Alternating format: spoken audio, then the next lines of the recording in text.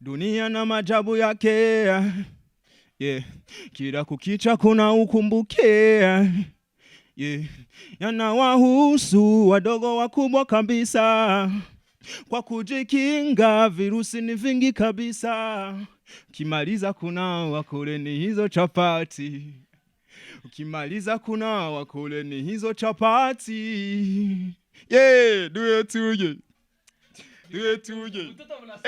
Tupe tule. Tupe tule.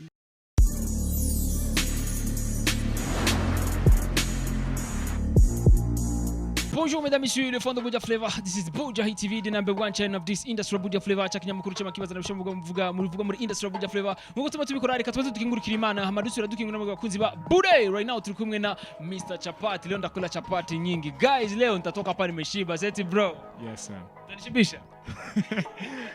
Tutashiba tu kwa kipindi. Kwa chapati? Kwa chapati nikizani next time. Next time. Yeah. Utanishibisha? Usijali. Kabisa ni Mr. Chapati jene kono mwita umuniga jena muzi neza bivanye n'ukuntu indirimbo ziwe bakora zishashanje cyane no kuri imbonesha kure y'igihugu bro bitekera gute nuvuga kuri number 1 channel nuvuga for this game kuri ino game nuvuga televiziyo y'igihugu icishamo indirimbo ziwa ni kintu nshimira Imana cyo ncambere hamica kabiri ni intambwe kuko si bose bashobora kuharonka en fait bimpinguvu kugira ngo nshobore gukora en plus ntibice kuri ijya first chain en fait bice no kuzindi chain international ziri hanze. Yeah. Uravyizera ko bizuca kuri zindi chain international? Yeah, ndavyizera. Kuma ni kumuntu minga baravyidoga ati ngwa piko kula ni so. Jeni baza yuko ari biva ku kazi no gukora en plus no kuvyumvanwa yuko ejo hawe ari heza en fait bivana ibikorwa uri kurakora. Yeah. Ibikorwa vya rest ndio gushikana hari ube uvuga kuri ya niveau ya mpuzamakungu. Yeah. Yes, ni Mr. Chapati. Ushakuye bati mbega Mr. Chapati kuba ari hano vyagenze gute? Yahawe invitation afise indirimbo nziza. Avuga ati aha werekana ubupeti utakula chapati leo. Mimi ndashiba leo chapati. Utakula chapati. Seti bro. Yes sir.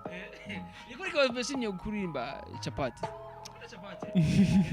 Yeye wao hupenda chapati. Chapati naipenda. Kila siku nikija hapa kufanya vipindi lazima nikunde hata chapati vitatu. Ndio maana sasa nimeimba chapati.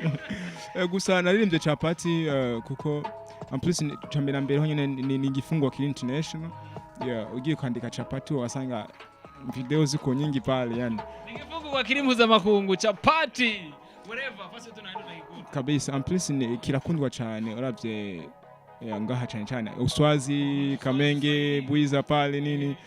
Donc barakundi chapati en plus ni gifungurwa coroshe en plus en fait rero numva ko on va ku bantu bose en fait ugiye tubiri twenye ncuhaga ntushaka kurida zibiri yego kimi yapiga gatatu bro yapiga gatatu tazaidi ya tatu hapo zinaenda wapi zinaenda huko ndani dada sasa mimi kuongea ngeve kama mtu mwenyewe sana mfuno uvyumva nawe benshi barabiva yuko ari tuntu moyo gaje ndivya pati vya pati ndabirere nka bitatu bine cyane nguvu zo kuvuga nkuko nyene niko ndavuga sivyo nagapro shangira umuzuka okay no ushaka kurinda ni sawa ni sawa kuko je niko ndabaza nshonje nibibazo mbaza sanga ahanini bitava kure sana usanga biva hafi ariko kama nimekula chapati na wazaragara cha mbali kule na kikogota na kikuuliza ni sawa ni safi gusa uzurigerera ntuje nyinshi akula mbili tu zinatosha afu kule nyingine baadaye kula nyingi hamna tatizo sawa inatokana na tumbo yangu napo ni sawa Mr. Chapati ni wa fake yala kula Mr. Chapati akina kula chapati mbili kwa nini unajibaniwa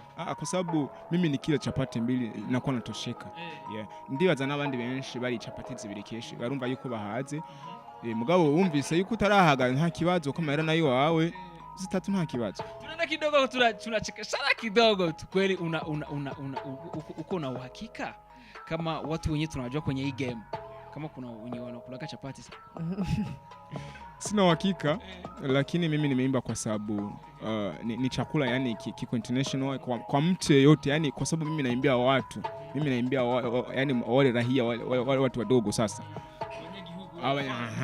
abanyagihugu abantu bato abantu bafisa amikoro yo kugicapati nibo narimbe afite n'abastari mugabo baraziga mbwa ntawe ndabona abastari bo muri game nk'umuriro ivyo muri game bibaza ko bagicapati nyishane hajya babaza bari sha nka champagne niyo Mr. Champagne okay nterera kugicapati kamwe champagne say bro kinaanguka kwenye machapati huko brother hari umuntu umubonye tu ubati ayo muntu araga icapati ariko aritwara neza ariko urakurikirana ibikorwa vyiwe ba yego gake nyene mugabo yego ariko araza yego ufite bivanye n'icapati nyinshi agiye bice bikora neza cyane sha maze kubona ukuntu acangamutse biga bintu ntivyizana no aba yari icapati kameme aba yereje kuducapati nka twunga gereranije kuri aho kugira ari inzazi ibiti chapati champagne chapati ngapi 5 6 tomate 3 na kama mimi umwe 3 sawa yes sir ariko kuna mtu naye kuona anapiga chapati hata 40 bro anazipika mezi yale yazitondekanyije nyene fresh ari kintu kingana cha etage nyene gachakubita game montage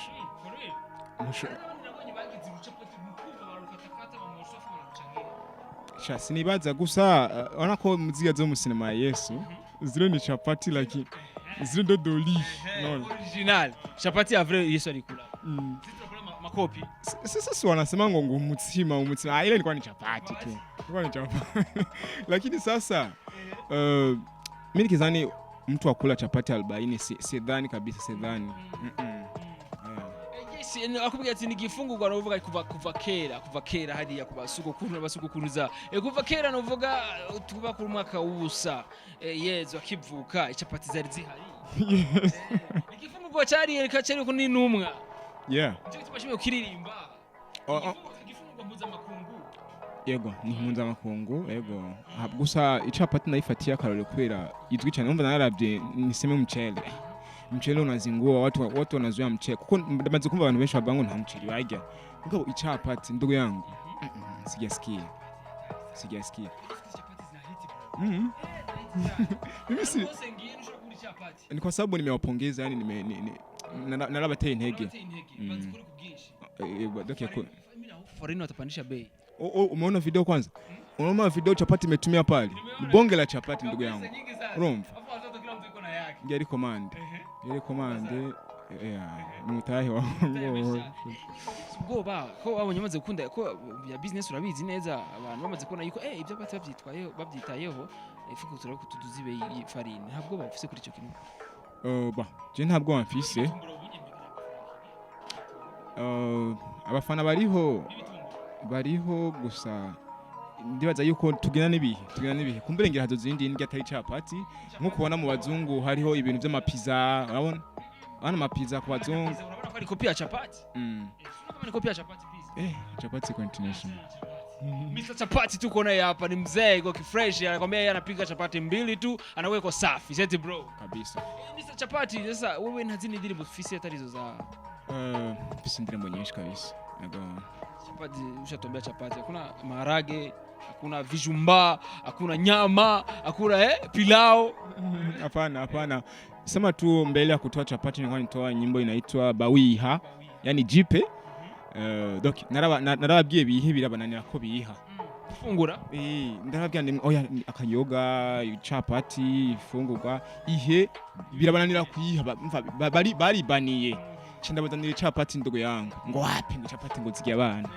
nonsikiye sasa chapati zinakora watoto cindazihera abana bararyoherwa bavuga ati inzoga zinywa bakuzi natwe twige dukore umva tujye dukine bakanza kura muhari hivi nikikumbana mtu nipe chapati nipe sasa mimi sintawaneza yes nuvuga yuko ni chapati iko right now ni zina jeshi riba ya vrai ni Mr. Chapati umelipenda haina shida mfano badili basi wewe ukizaa mtoto kama wewe unaitwa Eric unazaa mtoto anaitwa Chapati yani utakuwa baba Chapati sasa kama Chapati narudia tena sana huyu yani mtoto akizaa atakuwa ni baba wake na chapati yes bro yeah kabisa ni Mr. Chapati from now unavuga right now urabona yuko ibintu bimeze neza cyane muri game je kubanje bimeze neza ego urabona yuko urakwakira gute game imeze gute ko nawo umaze ikintu cy'umwaka ibintu cy'imyaka ibiri nkuko je banyakira neza kuko uko natangwa siko biro ni 3 ndiko nkora career solo mugabo natanguye muri team mfete ni kuva muri 2014 mugabo uko biri kose kuko igihe ntangiye kwikorana ko nakoranye izindi gobo nyinshi kuko namenyereye gukora muri group uba byakira neza support two zirongerekana gake ego twizera yuko ejo ari heza Yeah. Ibyo ni heze kandi bizongenda neza cyane cya Mr Chapati. Yes sir. Yes, Mr Chapati murakeneye kumenya mbega YouTube channel yitwa gute Chapati? YouTube channel bon ni nkuko nkoresha Facebook, Instagram, ni Yason Jane. Yason Jane. Yeah. Ni kumfasha iyi YouTube channel hamwe na Instagram hamwe na Facebook. Okay. YouTube ni Yason Jane, umba ni Yason kuchumva. Agashako Jane no ufite ni abbreviation ive muri January ko navutse muri January. Then Yason Jane kuri Instagram ni Yason gashushamo ga point hama Jane kuri nyine ko muri Facebook ni Yason Jane ko nyene. Yeah. Wabati bihe bawiha ni Chapati ama Julieta zose ni indirimbo zose maliza kulia bado hivi ningali Ulaya kwa sababu hivi mwisho wa siku nitarudi. Hapo umega niko karaka gezukiwa wewe kumwacha kunani kwenye daladala basi si maisha. Amependa anishindikize, lakini mimi nilikuwa siku wa kubaki. Nilipenda nenda nitafute maisha sasa. Mutaye umukobwa bagendana guys achamusiga hano kuri Stop House. No, Juliet, I'm coming back and ndondera ubuzima ndagarutse. Then it's dedicated for kubantu bose donc basizwe donc kugira umwizero yuko sombe yagiye kugaruka. Yeah, but hands donc ubuzima ari bwiza. Ariko corona yaravyinshi. Nimwibagire corona yaravyinshi. Niyateba gato. Corona nayo yavyishe inka ziracariho umugabo ashobora guteba. Mufete ashobora je napanze umwaka. Dejour kumwaka wahetse. Mufete niyongeye undi mwaka kugira kabiri. Mimi narudia usedari. Wewe jichunge vizuri asikudanganye nani Beni, asikudanganye Beni akuingililia. Nakwambia hivi nani huyo Bino nakwambia asikutishe uwe gisi na navara vipendeza. Kumbuka kuna wako uko nakuja. Mr Chapati kuna kuja very soon. Yeah. I'm coming back. Yeah. Ni Chapati kumbere ushize kumva mbega ni indirimbo ryo kuduha very soon bimeze gute turetse na Chapati kabuda toyi kwanza. Very soon I got a surprise. It's a surprise. Sishaka kuvuga ko gishaje kuko ubu kandi vya coming soon ndiko ndabiheba. Ubu uzo ena kisho ko nazo kasi akazi inadondoka hapo. Mimi nasambua. Kabisa. Yeah. Usigagwa nk'imvura maniko. Bwana Jane nta copy nta kumenyerwa. Yes, tunaenda na kapela ya Chapati. Dunia na majabu yake. Yeah. Kila kukicha kuna ukumbuke. Yeah.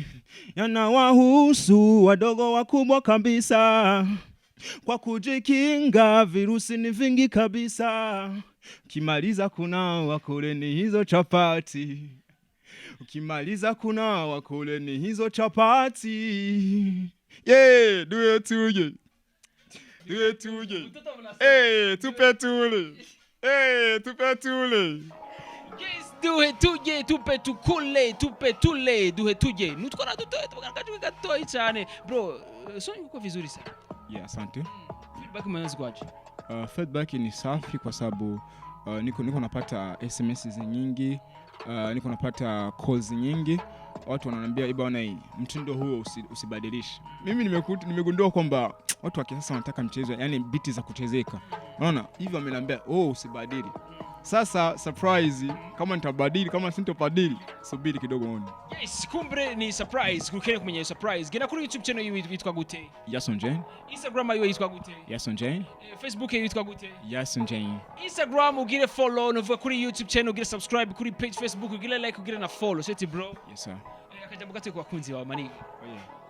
Love you so much. Keep supporting me. Sinzi wa mara mati. Yaga. En fait gusara kintu ntuzenye kintu bwoba ngiye kuba indirimbo iryoshe gusumbira Chapati. En fait guys, I'm telling the truth, really Jenny baza yuko ubwoba ni buhere ngiye kuba ikintu ciza gusa nuko numva yuko umenga ngiye umva Chapati niyo ndirimbo nari mfise ibishe ubure ni mwitege ibindi bisumbe bya Chapati. Ego. Kabisa mbega nka Chapati urafise munagufasha mu mugongo munagufasha mu management? Wapi nta muntu ufise amfasha. Yo, okay. Yason Jane nkoresha mu platform ajya yose nababwiye karibu inimero hanzo navuga ntuka. Mugabo ziya platform ziri hajya kugira ngo mudukeneye muturonke biroroshe canke nibarondera Beni atanambia. Yeah. Yes, ni Mr Chapati twari kumwegereza kugira kutubwira novuga byerekeye amacapati byerekeye novuga amateka ya chapati n'ukuntu Yezu yari chapati original hapana za dini tujya zifise pesa ngana gutya Yesu alikula chapati ya huko afu baada ya siku kwa sikia Yesu amekamatwa akambeba huko tena bamuhoye chapati bave mamuhoye oya ntibamuhoye chapati ntibamuhoye chapati sinenda ngayishi gusa ba bamuhoye ngo ivyaha byacu nuko byacu n'ukuri kwiwe sinari bwavuke n'ukuri kwiwe ba ukuri kwiwe ni kwamuhoye ngo ivyaha byacu sinari bwavuke mugabo turi kubarive basi kabisa tuzasubira inshallah imari bikuze turi kumwe na Mr Chapati kuri mikoro kumwe na Benny Byanze Camera Feast hali inyuma kwa vyikoramo neza niwe gurira subscribe bye